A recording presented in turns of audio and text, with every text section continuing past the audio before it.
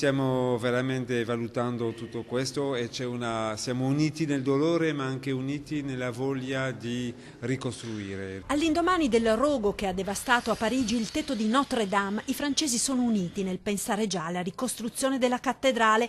La conferma dall'ambasciatore di Francia in Italia, Christian Massé, in visita a Treviso.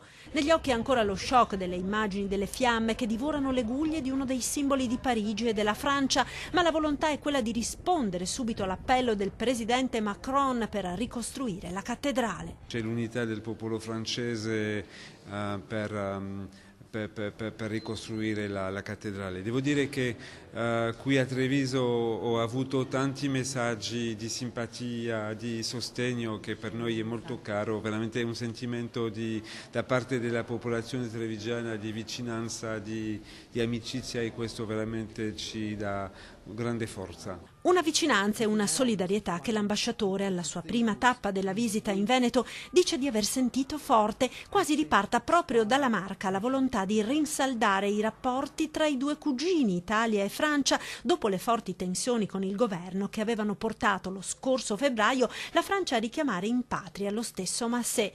Tensioni poi rientrate ed ora proprio da qui sembra ripartire l'avvicinamento tra i due paesi. Sentiamo che Treviso si sente vicina alla Francia in questo momento di dolore e di tristezza.